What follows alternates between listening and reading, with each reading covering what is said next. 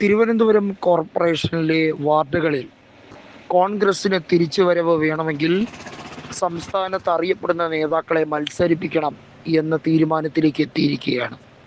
അതിൻ്റെ ഭാഗമായാണ് ശബരിനാഥിൻ്റെ പേര് ഉയർന്നു കേൾക്കുന്നത്.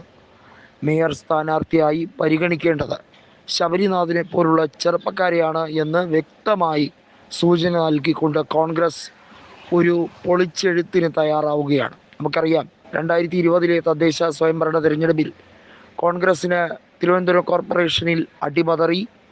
കേവലം 8 സീറ്റുകൾ മാത്രമേ ലഭിച്ചുള്ളൂ. അത് തിരുത്തി കുറിക്കാൻ മികച്ച രീതിയിൽ പോരാട്ടം അറിയിക്കുവാൻ വേണ്ടി തന്നെയാണ് കോൺഗ്രസ് ഇത്തവണ തീരുമാനിച്ചിരിക്കുന്നത്. BJPയും CPIMും അവിടെ മൊത്തം പോൾ ചെയ്യുന്നതിൻ്റെ 70%-ലധികം വോട്ട് പിടിക്കുമ്പോൾ കോൺഗ്രസ് നാണക്കെട്ട് 3ാം സ്ഥാനത്തേക്ക് പോകുന്നത് വലിയ രീതിയിലുള്ള തിരിച്ചടിയായി മാറുന്നുണ്ട്.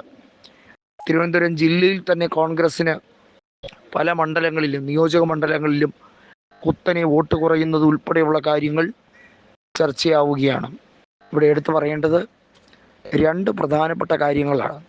ഒന്ന് എന്ന് പറയുന്നത് തിരുവനന്തപുരം ജില്ലയുടെ രീതിയാണ്, സവിശേഷതയാണ്. നഗരഹൃദയങ്ങളിൽ ഉള്ള ഒരു വോട്ടിംഗ് പാറ്റേൺ അല്ല ഗ്രാമീണ മേഖലയിൽ ഉള്ളത്.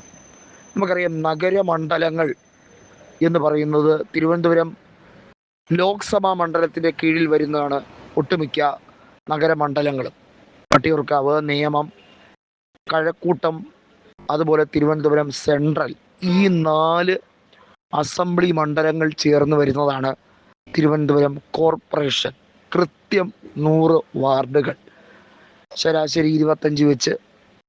അതിൽ കോവളം മണ്ഡലത്തിൽ മാത്രമാണ് 3-4 വാർഡുകൾ കോർപ്പറേഷൻ്റെ അധികമായി വന്നിരിക്കുന്നത്. അതായത് കോവളം മണ്ഡലത്തിൽ മാത്രമാണ് നിലവിൽ UDF അവിടെ വിജയിച്ചത്. M. വിൻസെൻ്റ് ആണ് ഇത്തവണയും കോവളത്ത് വിജയിച്ചത്. 12,000-ലേറെ വോട്ടുകൾക്കായിരുന്നു A. നീല ലോഹിതദാസൻ നാടാരെ പരാജയപ്പെടുത്തിയത്.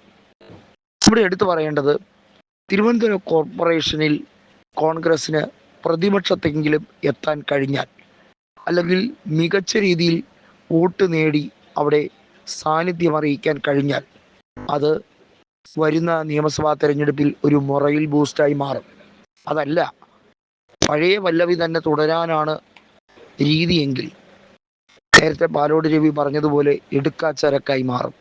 കാരണം അത്രയും ദയനീയമാണ് കോൺഗ്രസിൻ്റെ ഗ്രാഫിക്കൽ റെക്കോർഡ്.